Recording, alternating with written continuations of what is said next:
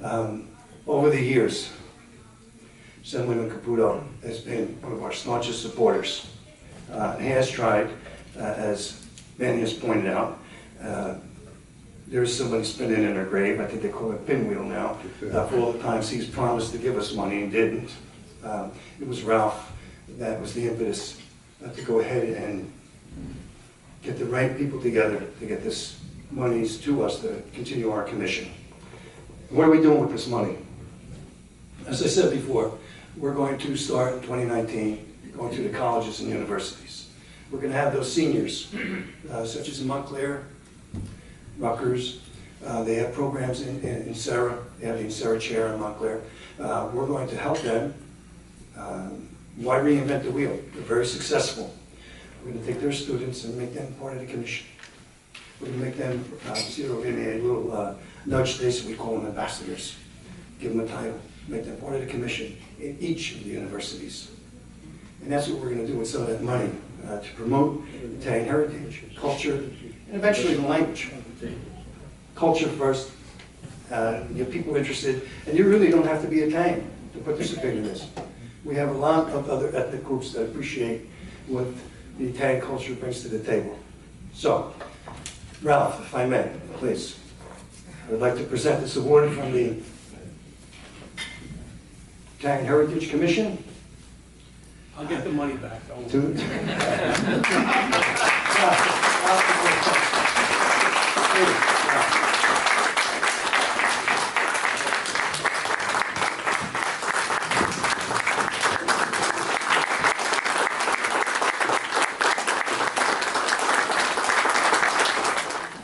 There's a lot of history involved in terms of what Manny and Andre and everyone else is trying to accomplish.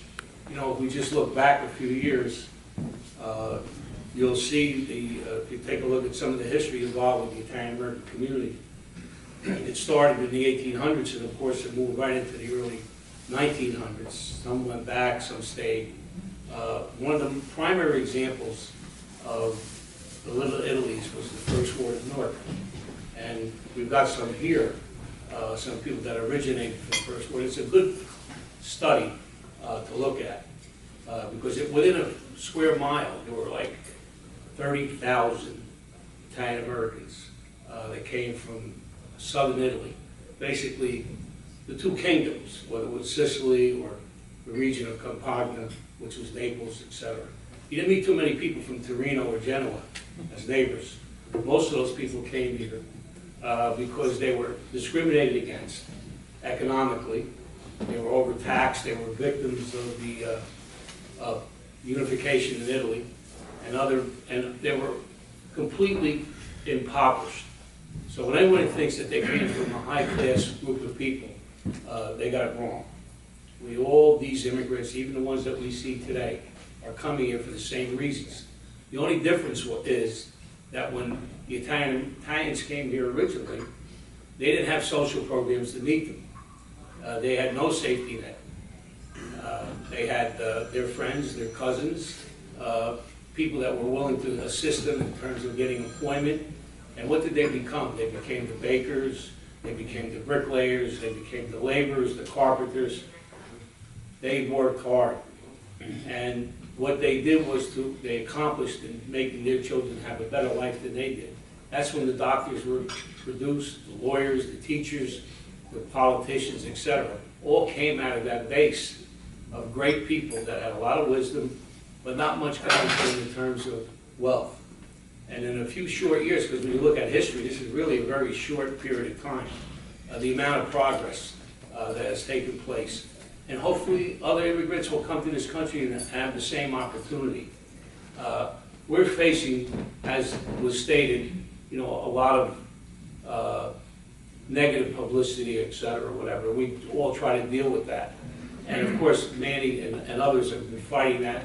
Unico, my uncle was the national president of Unico. I want you to know that, Andre. Ugo Sinertia, who was also a great musician and professor. This has been going on for many, many years. And the way you beat that, aside from the militancy that you can put into your efforts, is by outperforming people, outperforming them educationally, outperforming them politically, professionally. That's how you beat the opposition, by being better. Not equal, but better. That's a tough thing. But anybody that comes up the ranks and doesn't have the resources, as Manny was talking about, the power of, you have to do better than your competitor. And that's the way you can achieve. That's been the history of Italian Americans in this country. And that's why they have flourished, okay? And not only survived, but flourished here. So there's a lot that they put up with here in this country. But you know what? Think back to those days of the old First War. And you'll see that has been mirrored throughout the country, in Providence, in New Orleans, in Chicago, in Boston, in Philadelphia. All these little Italies really mirrored the same cultural struggle. They're not any different. If you met somebody from Philly, you say, gee, you knew them their whole life. And the fact is, what was significant about this particular community, that we are very proud and happy that we experienced it. We're very lucky. We don't feel like we're victims. We're lucky that we had the wisdom and the gifts of that culture. So we shouldn't look at it like it was a negative thing. Loyalty to the family, to your friends, to the church, to the school, that's what made it great.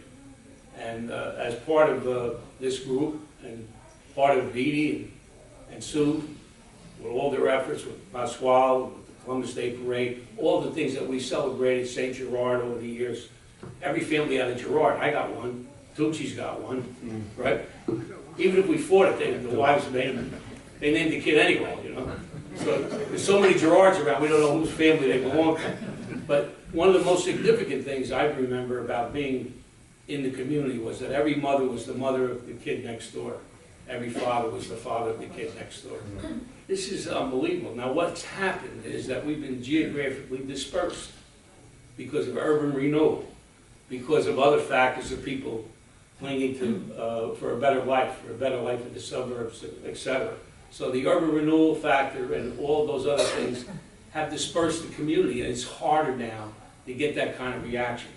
When you look back to the 40s and the 50s, you guys, some of you guys know, when Rodino got elected, it was a big moment because there was a strong Italian base there. And when you had Adonisio, Minish, and Rodino, these people were elected because of the power of the people in the neighborhoods. We don't have that in the same degree that we had years ago. You didn't need television, and you didn't need Facebook, and you didn't need to have telegrams. The word spread like wildfire about an individual, the way they were painted up, either they were a person of respect or they were not.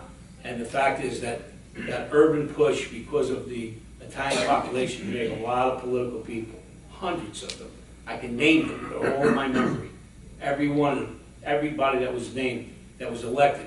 So many Italians were elected in Essex County and the state of New Jersey, Bergen County too, Passaic County, everywhere, because of that urban. And that, when that disintegrated, when that was not in the same geographic location, we lost a lot of power. Believe me, just take a look at the landscape. It's not represented the way it was 20, 30 years ago. It's different, and it's weaker. So that means we have to work harder, as I said, to bring about the kind of respect that we deserve. The award that I received here today, I greatly respect, and I'll continue to work for our efforts to try to get us funded, recognized, and as was said by Bob, education is the key. Many of our parents, my parents did, they pushed me to be educated. But many parents didn't see the value. But we have to push our kids to be educated, because then there's no ceiling for them. Years ago, you had to have permission to walk across the street. Today, kids have no ceiling on what they can accomplish. That's how you get the pride back. By successful children that become respected in their professions, and then, of course, to continue the work that all of you are involved in. So thank you so much for inviting me and for listening.